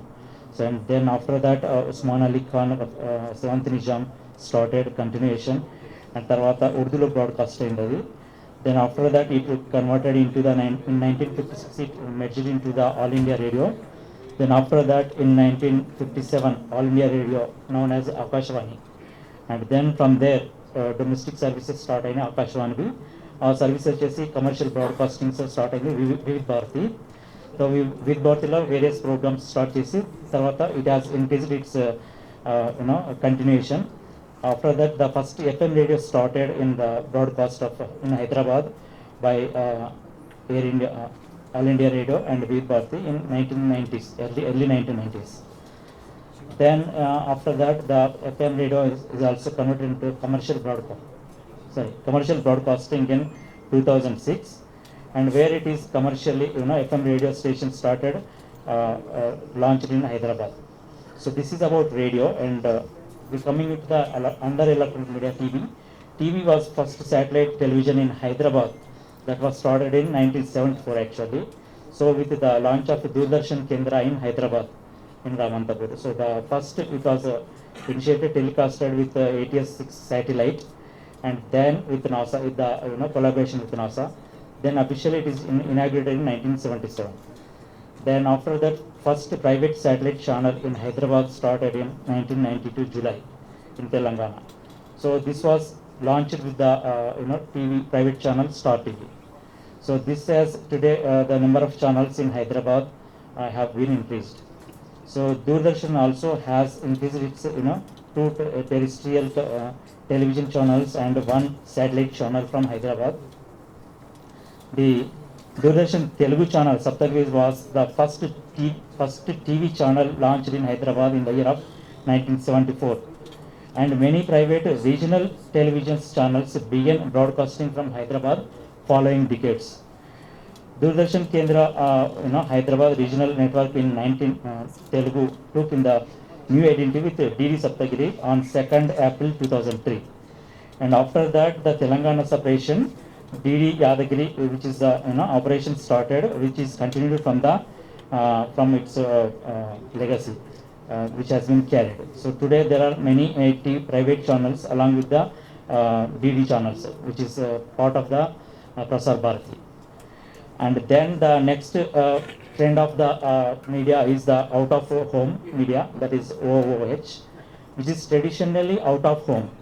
So basically it is billboards. Billboards means the satellite digital, which are on the wallscapes and neon signboards and sign patterns, posters have been evaluated. So this was started in the 20th century. Then billboards cost ranges from the 50,000 to 2 million per month. So that is the about the adding that billboard signs. And there are various commercial railways, subways, which has been this has been presented. So even in the buses, sides of the buses, back sides, wraps, interiors. So these advertisements and this came into the commercial form of the out of the media. So this is one form of the trend, and then internet media has started. So early in 1986, the first was this internet media has started. Actually, this is only for the education and research purposes. So then, when it has been intervened with the public, the internet has actually launched in India on 15th August 1995 by BSNL, Videsh Sanchar Nigam Limited. Suresh గారు conclude, please conclude. 1 minute, sir. 2 minutes. So then, internet media has been started with various forms. It has been there are a lot of trends changed, like starting from the 1G, 2G. Now it is 5G. Very recently launched in October. And then we have with the evolution of internet media, we have moved into the early stages of the social media. That is emailing, social media sites, websites, internet-based TVs and internet-based radios. Then started the blogs, music, and streaming of TV services, which has been continuous lot of applauses from the public. And social media network then started with virtual and augmented reality. And there are a lot of websites of the internet media has started. Then came to the digital media. Digital media has, unlike the traditional media, digital media is transmitted as digital data, like which involves in the digital cables, satellites sending binary signals, and it would be like a 1-0 format. And then there are various digital medias, digital photographs, websites, blogs. This has been evaluated. Then digital media in Telangana, since Telangana formation, digital media, IT, E&C, Information Technology, Electronic and Communication Department, which strived into delivering. There are a lot of information putting in the digital media, with a minimum of 33 departments of the state government of Telangana, which is owned, and this has been social media for the public, and all the information from this social media budge into the network, which has been evaluated. Thank you, Suresh garu. Then Please, we don't have much time. Another valedictory session is there. Okay, Thank you. I will come. ఎన్ వేణుగోపాల్ గారు editor వీక్షణం ఒక మంచి paper పంపించారు, political economy of media in Telangana. అది గతంలో మనం time sir శ్రీకాకుళంలో ఉండడం వల్ల ప్రజెంట్ చేయడానికి రాలేకపోతున్నాను, నా పేపర్ పంపిస్తున్నానని చెప్పారు. రజనీ గారు presently head of department of Telugu in this university. Thank you madam. వేదిక ముందున్న వారికి వేదిక మీద ఉన్న Two political minutes, economy of media in Telangana, continuity and change. యాక్చువల్గా అన్నయ్య తరఫున నేను ఈ పేపరు మొత్తం చదవట్లేదు, ఇంట్రడక్షన్ అండ్ ఎండింగ్ మాత్రం చదువుతాను. In a modest attempt to understand the current political economy of media in Telangana, I would like to juxtapose the media situation in pre-2014 and Andhra Pradesh with that in post-2014 Telangana. There are at least 4 pointers to accurately locate the media situation existing in the past, and I would like to explain those pointers and compare that reality with what is existing today. In the process, the ownership, content angularities, and reader-viewer base of the media would also be explored to assess political economy, in the sense that who owns what get published and aired to serve which interests and who are the targets. యాక్చువల్గా ఇంకా చాలా media గురించి చాలా రాశారు. అయితే మనకు time లేదు కాబట్టి మీరు ఎట్లయినా పేపర్ చదువుతుంటారు. Then the next decade chief minister, actually దీనికి ముందు కంటిన్యూషన్ చెప్పాలి కాబట్టి చెప్తాను. 4 decades later, United Andhra Pradesh witnessed Chief Minister Chandrababu Naidu's rule. Under the tutelage of World Bank and the expression, media management was almost a routine. In the play scoop that brought him to power in 1995, it was completely media's overt and covert support favored Chandrababu Naidu assumed power. In the next time, years of the rule, media was lured, threatened and silenced to follow the tunes of the Chief Minister and the ruling party. Then in the next decade, Chief Minister Y.S. Rajshekar Reddy was notorious for targeting particular newspapers and electronic channels which did not toe his line. Media management at various levels was the order of the day. Thus, the media in Telangana state had inherited the legacy of non-native ownership as well as media management on the part of the powers that be, and these two factors determined the fate of the country. It would be interesting to look into the changes that took place or otherwise in the post-2014 period. As on date, there are about 17 electronic channels and 6 major and another half a dozen other newspapers. Besides scores of cable TV channels, YouTube channels and hundreds of local newspapers in Telangana, there is a continuity as well as change in the political economy of these media organization in the last 8 years of Telangana statehood. Thank you. Thank you, madam. Thank you very much. Now, Glory Manjula Garu, Research Associate, Great Dr. BRAOU, is going to present her paper. Fact check the new initiative of TS government to combat fake news and misinformation. Good evening, everyone. All the dignitaries off the days and on the days, all my knowledge society, I think, and media fraternity.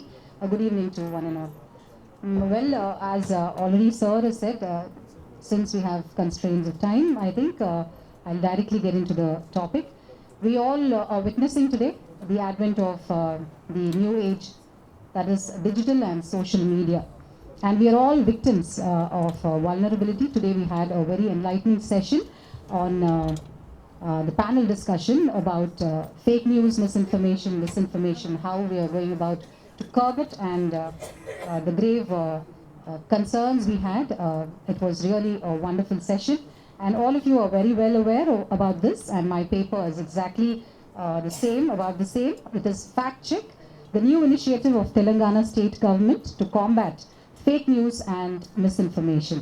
It's a descriptive study, and it just reiterates that combating fake news and misinformation is the need of the hour.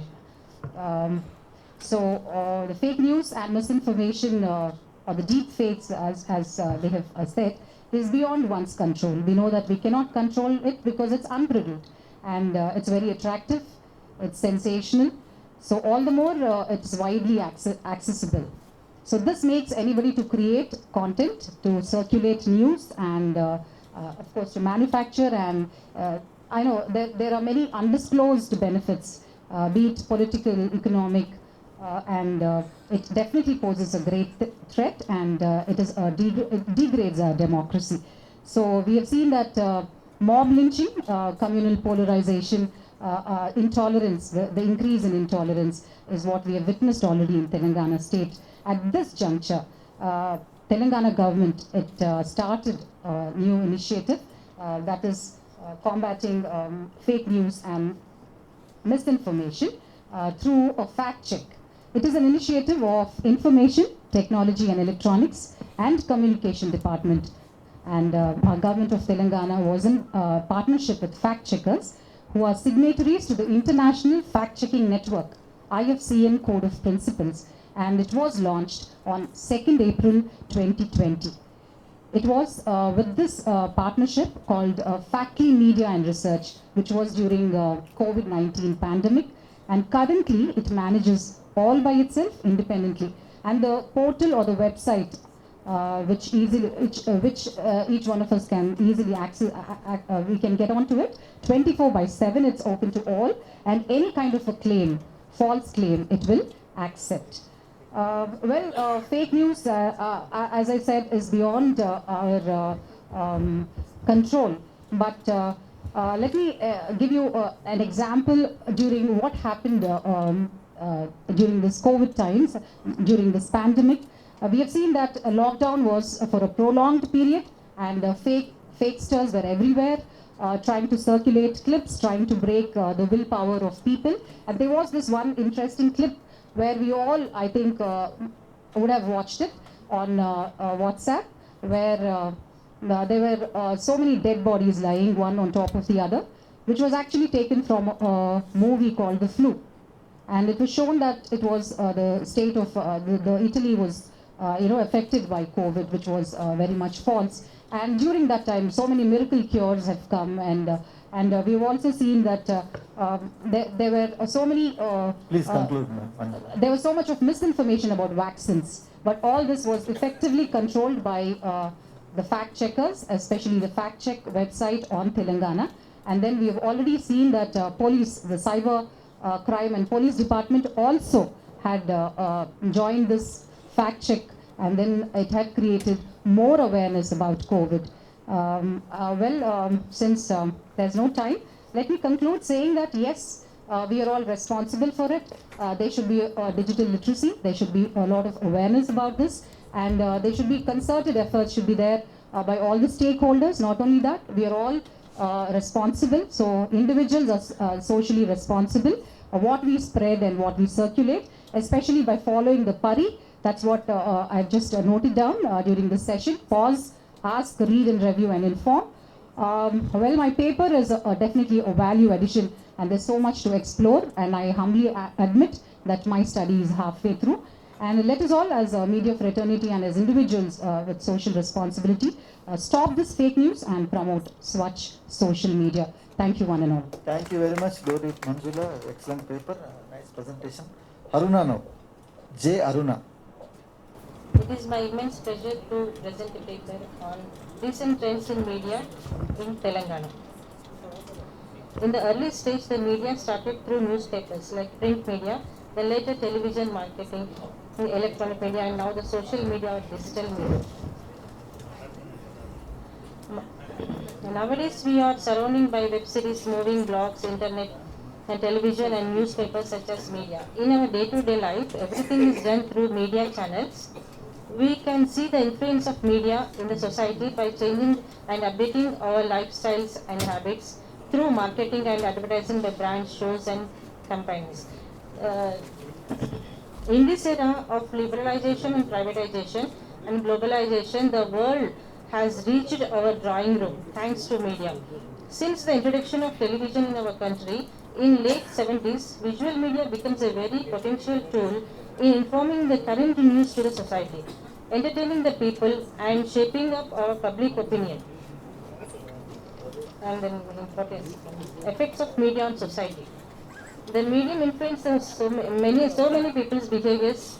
Nowadays, information can be spread after a few clicks of a button, whether it is true, false, speculation or gossip. This can affect relationships in various ways, be it between celebrities and ordinary people or between celebrities themselves and their loved ones. The media can manipulate, influence, pressurize us. Okay, let's conclude.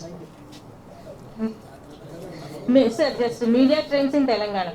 Connecting and engaging with citizens for disseminating information and services of Telangana government through various digital media platforms. The Telangana government, under the various visionary leadership of Sri K. Chandrasekhar Rao, has initiated several reforms and driven the state on the path to development.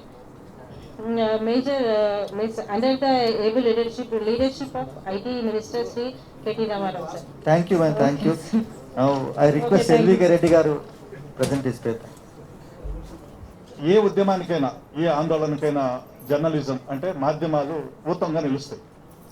ప్రపంచవ్యాప్తంగా దేశవ్యాప్తంగా మనకు స్వతంత్ర పోరాటం నుంచి మొన్న జరిగిన తెలంగాణ రాష్ట్ర సాధన పోరాటం వరకు. అయితే ఒక తెలంగాణ రాష్ట్ర సాధన పోరాటం సందర్భంగా మీడియాలో ఒక విచిత్రమైనటువంటి పరిస్థితి. ఎందుకంటే అంతకుముందు జరిగిన మద్యపాన నిషేధానికి సంబంధించి కానీ ఇంకొక ఉద్యమం కానీ ఏకరూపత ఉంటుంది. కానీ తెలంగాణ ఉద్యమం సమయంలో రెండుగా చీలిపోయి జర్నలిస్టులు మాధ్యమాలు రెండుగా చీలిపోయి, మాధ్యమాలు అంటే ఇక్కడ లేని యాజమాన్యం లేదు కాబట్టి. అందుకని మనుషుల మధ్య అపనమ్మకాలు, ఒకరికొకరు ఇబ్బందికరమైనటువంటి పరిస్థితి అప్పటి వరకు సోదరులుగా ఉన్న వాళ్ళు మధ్యలో ఆ అంతరాలు వచ్చిన పరిస్థితి కూడా మనం ఆ ఉద్యమం సందర్భంగా చూడవచ్చు. అయితే ఆంధ్రాకి సంబంధించినటువంటి జర్నలిస్టులు అందరూ వ్యతిరేకంగా ఉన్నారా అంటే కాదు. యాజమాన్యాల వైఖరి, ఎందుకంటే సంపాదకుల పాత్ర లేని జర్నలిజంలో మనం ఉన్నాం కొన్ని దశాబ్దాల నుంచి. సంపాదకుల పాత్ర జీరో, సంపాదకులు ఉంటే నామమాత్రమైనటువంటి సంపాదకులు.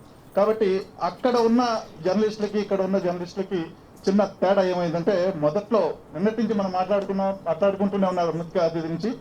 మొదట్లో ఎక్కడొస్తలే తెలంగాణ, అక్కడ ఒక వర్గం ఉండిపోతే, ఇక్కడ వైపు నుంచి మాట పాట తర్వాత ఆట, అటు బతుకమ్మ కావచ్చు, ఇటు మన భాషకు సంబంధించి కావచ్చు. భాష అంటే ఒక చిన్న మాట చెప్పాలి. నేను ఈ యూనివర్సిటీలో ఇంటర్వ్యూకి వచ్చిన రోజు ఇంటర్వ్యూ బోర్డులో నన్ను ప్రశ్న అడిగారు, తెలంగాణ భాషని కించపరిచేలా జర్నలిజం ఉంది కదా అని. నేను నిజమైన సమాధానం చెప్తూ ఇంకో మాట కూడా చెప్పాను. నా ఇంటర్వ్యూ జరగడానికి ఒక 4-5 రోజుల ముందే బొత్స సత్యనారాయణ గారు ఏదో చెప్పారు, పైసలు పోనాయి అయితే ఏం చేస్తాం అనే హెడ్డింగ్ ప్రధానమైనటువంటి పత్రికలో జస్ట్ బ్యానర్ కంటే కింద పెట్టినటువంటి పరిస్థితి ఆ రోజు, ఆ 3 రోజుల ముందు. నేను ఆ ప్యానల్లో ఆ ఉదాహరణ కూడా చెప్తూ, ఏ ప్రాంతపు భాషనైనా సరే కించపరిచిగా రాయడం అన్నది దుర్మార్గం. అది తెలంగాణ భాష బాగా ఎదుర్కొంది, మనందరం విట్నెస్ చూడడానికి. ఆ రకంగానే హృదయాంతరాల నుంచి ఇక్కడ ఉన్నటువంటి వాళ్ళలో ఉద్యమం వస్తే అటువైపు ప్లాస్టిక్ పూల లాంటి ఉద్యమం నడిపించారు. ఎందుకంటే పార్టీలు లేఖలు ఇచ్చిన తర్వాత మళ్ళా ఉద్యమం చేద్దామని ప్రేరేపించడానికి చేసినటువంటి ప్రయత్నం కొన్ని చోట్ల వెకిలిగా కూడా తయారైంది.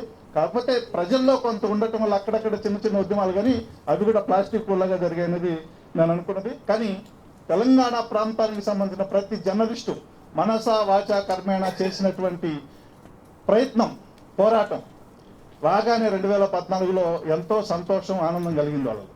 కానీ ఆ సంతోషం సన్నగిల్లకుండా, ఆ ఆనందం ఆవిరి కాకుండా చూడాల్సినటువంటి బాధ్యత ఈ సమాజం పైన ఉంది. ఇందాకే షా మేడం చెప్పారు, ఆ అడ్వర్టైజ్మెంట్లు దాంట్లో జరుగుతున్నటువంటి పరిస్థితి. నిన్న కేటీఆర్ గారు ప్రస్తావించారు, ఎటువంటి పరిస్థితి, భయానకమైనటువంటి వాతావరణంలో జర్నలిజం ఉంది, జర్నలిస్టులు ఉంటున్నారని. అది గల్లీ నుంచి ఢిల్లీ దాకా ఉన్నటువంటి పరిస్థితే. ఏ రాష్ట్రంలోనూ ఏ ప్రాంతంలోనూ మినహాయింపు లేదు. వీటన్నిటి మీద మేధావులు, సామాజికవేత్తలు గడవెత్తాల్సినటువంటి ఆవశ్యకత ఉంది. ఆ దిశగా అందరూ ప్రయత్నం చేస్తున్న ఆశిస్తూ నేను పూర్తి పత్రాన్ని సమర్పిస్తాను. ధన్యవాదాలు. Thank you. Doctor P Venugopal Reddy garu, PRO, doctor BR Ambedkar open university.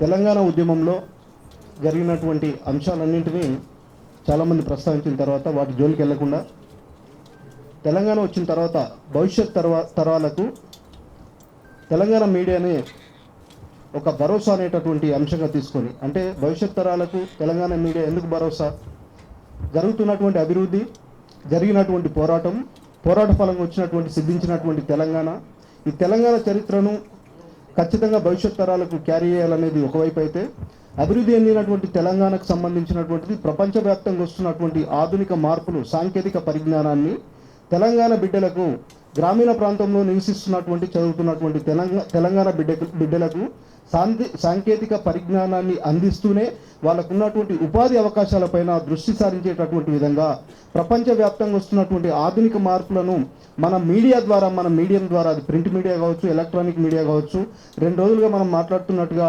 Disinformation, misinformation, fact check ఏంటి అనేటటువంటి అంశాలకు సంబంధించి జర్నలిస్టులుగా మన పాత్రను, జర్నలిజం విద్యార్థులుగా, పరిశోధక విద్యార్థులుగా తెలంగాణ ప్రాంతంలోని ప్రజల్లోకి తీసుకెళ్లేటటువంటి విధంగా మనం ఏ విధంగా చర్యలు తీసుకోవాలనేటటువంటి దానిపైన నా యొక్క పరిశోధనా పత్రం ఉంటుంది. దీన్ని దాదాపుగా 9 పేజీలు ఉన్నటువంటి ఈ పత్రాన్ని మీరు పబ్లిష్ చేస్తారని కోరుకుంటూ, గడ్డాన శ్రీనివాస్ గారు ఈ చైర్ చేస్తున్నారు కాబట్టి థ్యాంక్ యూ వెరీ మచ్. ఈ పోస్ట్ తెలంగాణ మీడియాలో మంచి పేపర్ ప్రజెంట్ చేశారు. ప్రొఫెసర్ గంట చక్రపాణి గారిని అండ్ అల్లం నారాయణ గారు, మీడియా అకాడమీ చైర్మన్ గారిని ఒకసారి వేదిక మీదకి వచ్చి ఈ పేపర్ ప్రజెంటర్స్ని సన్మానించవలసిందిగా కోరుతున్నాను. Thank you.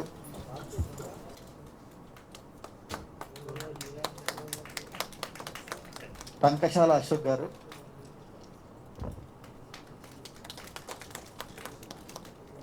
మారుతి సాగర్ గారు, గులాబీ లేనట్టుంది, సురేష్ గారు, స్పెషల్ ప్రివిలేజ్ ఇచ్చారు సార్ ఉదయని గారు, డాక్టర్ ఉదయని గారు, మాధవి గారు,